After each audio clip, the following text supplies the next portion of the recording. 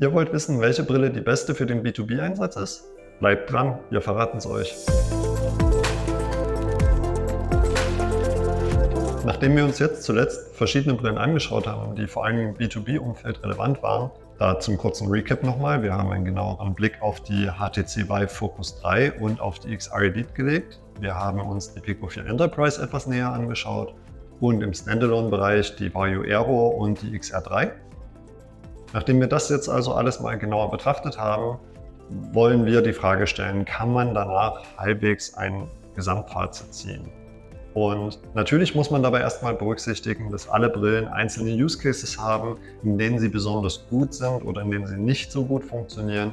Aber wenn man das mal außen vor lässt, einen Schritt zurücktritt und schaut, gibt es allgemein die Möglichkeit zu sagen, welches der Headset ist am besten so für die allgemeinen B2B-User unter uns geeignet, dann würden wir sagen, das kann man durchaus so sagen und der Gewinner bei uns wäre in dem Fall klar die Pico 4 Enterprise. Und das sage ich nicht, weil eine Pico dafür jetzt irgendwas gibt, sondern weil ich wirklich glaube, dass das insgesamt so das rundeste Gerät ist. Das geht damit los, dass es im Vergleich den günstigsten Anschaffungspreis hat.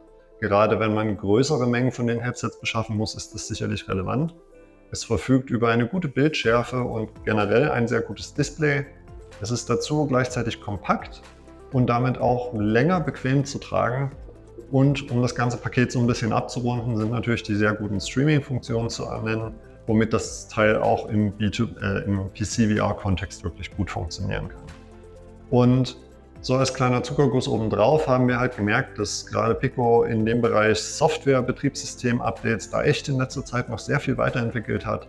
Und es ja zuletzt erst ein großes Update gab für die Pico 4, womit zum Beispiel das Handtracking nochmal massiv verbessert wurde, womit auch neue interessante Mixed Reality Features dazugekommen sind. Und das alles zusammen macht diese Brille für mich klar zum Gewinner im Feld. Es gibt allerdings auch noch eine Alternative, die ich nicht verschweigen möchte. Wer noch mehr Wert auf Datensparsamkeit legt oder für wen zum Beispiel wechselbare Teile und Akkus wirklich ein wichtiger Faktor sind, für den ist die Vive Focus 3 wahrscheinlich das ideale Headset in dem Testvergleich, den wir hier hatten. Die Bildqualität ist leider etwas schlechter als bei der Pico 4, vor allen Dingen durch die Linsen eben und die damit mangelnde Bildschärfe. Wir hatten darüber gesprochen.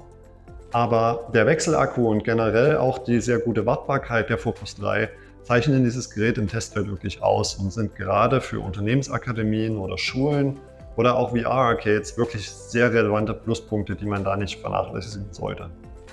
Wichtig ist aber, die Brille hat keine Mixed Reality Funktion, so wie die Pico 4, also es gibt halt keinen sinnvollen Color Pass-Through und auch das Handtracking ist unseres Erlebens nach nicht ganz so gut wie bei der Pico.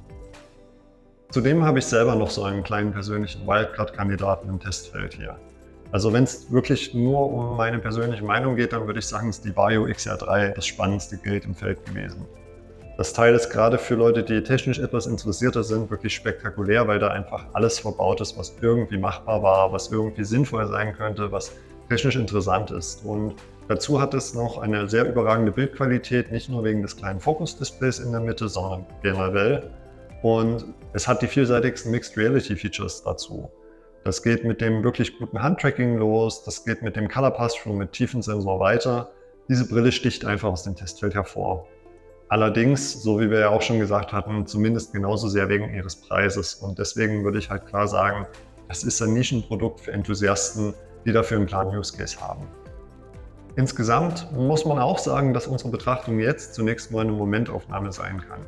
Wir halten deswegen auch weiterhin die Augen offen und schauen, was für neue Geräte auf den B2B-Markt kommen, was da an Relevanz gewinnt und würden die dann hier auf dem Kanal auch genauer anschauen, wo wir halt merken, okay, das würde sich lohnen, da sind neue Informationen drin. Währenddessen werden wir erstmal weiter noch zusätzliche Videos und Inhalte bei uns auf dem Kanal anbieten. Das geht zum Beispiel mit praktischen Alltagstipps von den Brillen los. Es wird dann aber auch noch einen Blick hinter die technischen Kulissen von verschiedenen XR-Anwendungen geben. Und wir wollen auch praktische Anwendungsfälle vorstellen, damit einfach klarer wird, wo XR-Technologie im Unternehmenskontext gut funktioniert und wie wir da gewisse Probleme gelöst haben.